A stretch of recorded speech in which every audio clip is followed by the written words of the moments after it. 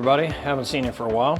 Obviously, most of my content is kind of outdoorsy related, kind of a lot of water stuff, underwater video, things like that. It's kind of what I gravitate towards. However, with that being said, if you follow my channel, I also do aquariums, things like that, and of course, we love our dogs. So, for those familiar with my channel, I've got my Liberty dog, and yes, I love you, Liberty. I love my Liberty dog, and we have Freedom, which is my wife's dog. And so we've also done dog rescue in the past. So, like Freedom came from a shelter. She was a puppy when we got Freedom. Liberty, I think, is my first dog I've ever got that was not a rescue dog. I think I've generally always gotten, pound dogs, shelter dogs, things like that. And with that said,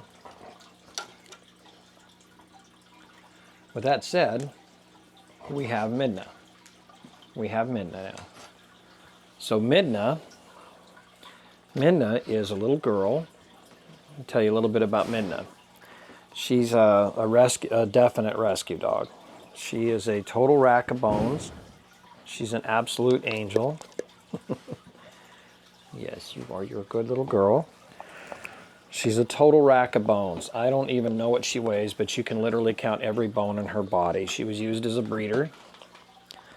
And I'm not sure what she might be. She's severely malnourished, so we're taking it very careful. She might be some kind of a lab cattle dog, possible mixed thing. I'm just not sure, and it doesn't matter. Point is, Midna was used as a breeder. She's been severely neglected, but we're on the road to recovery. She's getting along with our girls very well. She's very mellow. She's also 11 years old. See if I can angle this down just a little bit here so you can see her better. Okay, Midna. Say hi in the camera. So she's 11 years old, so she's an old girl. She's had kind of a rough life. And she's absolutely wonderful. And she's fitting in really good. She's got a long way to go to recovery, but she's eating well, she's drinking well, she's now pretty much going to potty regular. Lots of tail wags, lots of love, and I'm so happy she's getting along with our girls. Our girls seem to know that something's wrong with her.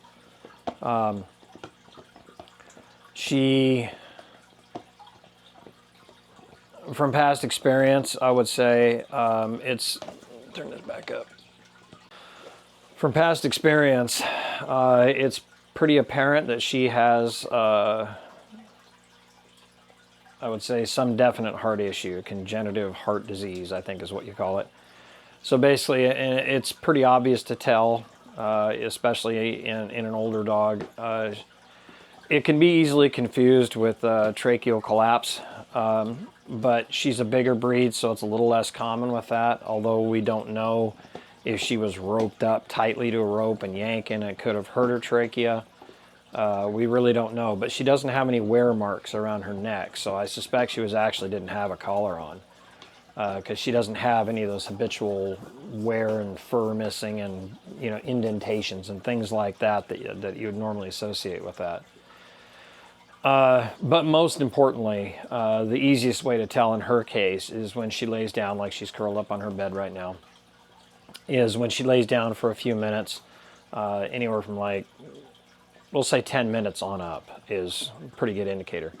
What'll happen is when she gets up, she'll start kind of, and then one final, and what that is when the heart is not pumping correctly, the valves and stuff just aren't working efficiently, fluid builds up in the lungs, and when they get up, it exacerbates that issue, and then they need to kind of cough.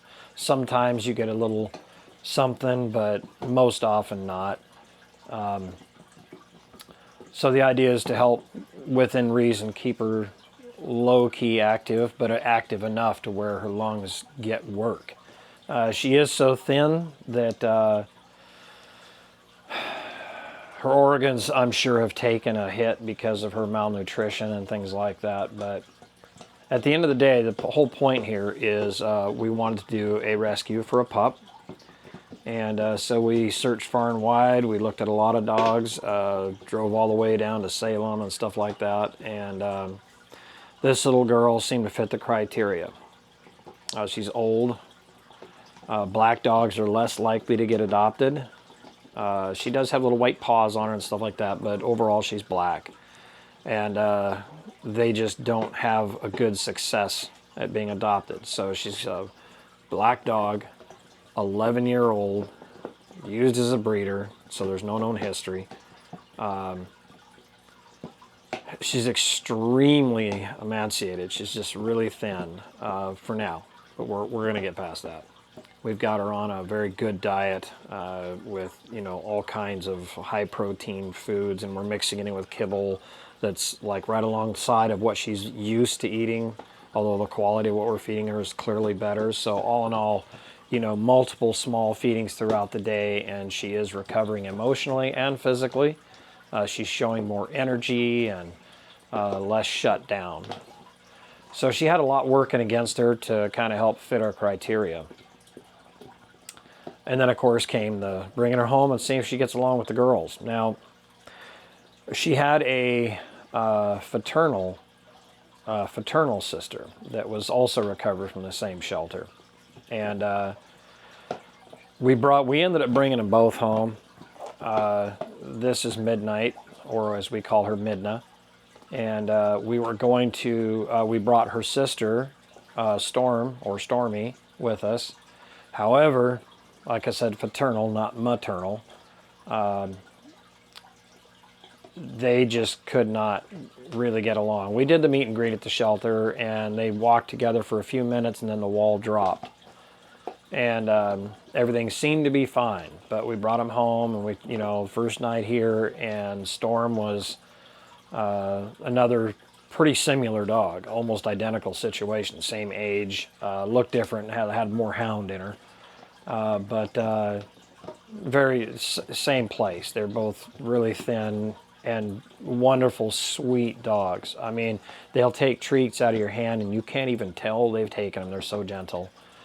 However, with that being said, we don't know the situation, how Storm or Midnight, how they were with other dogs or not. We just don't know. And so when you go to do a rescue, you've got to do your best you can and try to weed through it. And so that's kind of the path that we took. So we ended up deciding to bring them both home because they both needed help. And Storm and Midna,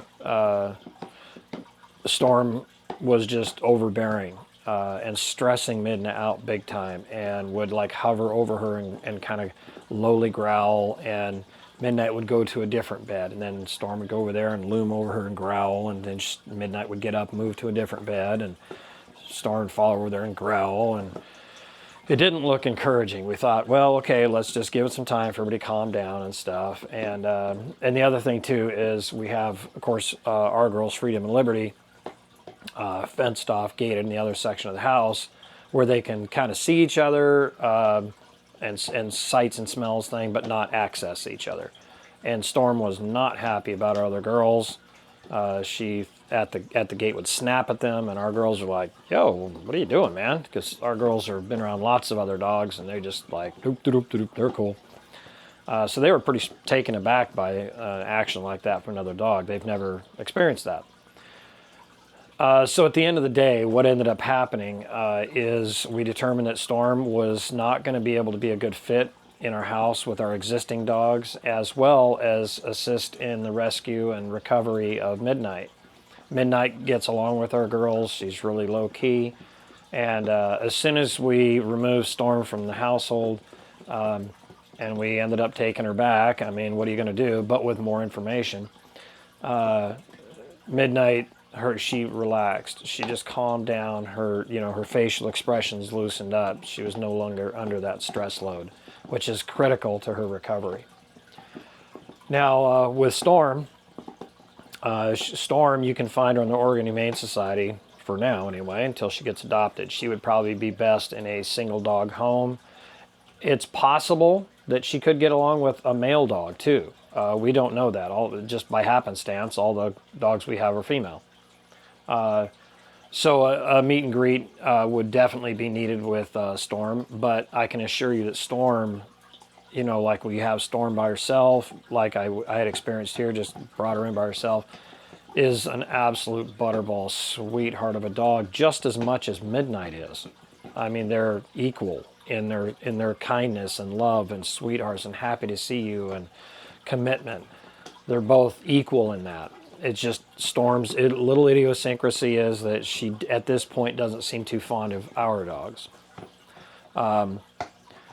So anyway, that combined with additional information while we had her here, I was able to provide the shelter with more detailed information to help Storm get adopted. Don't know, we don't have cats here, so I don't know how any of these dogs are with cats, to be honest with you. However, we now have Midnight, or Midna, and she's laying there on her bed, one of her beds. There's beds everywhere.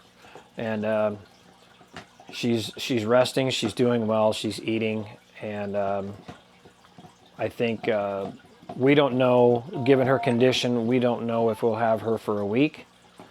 We could have her for a month, 6 months, a year, 2 years. I don't know. But the point is that we got her out of the shelter. She's been rescued, and she's on the road to recovery for whatever time she has left.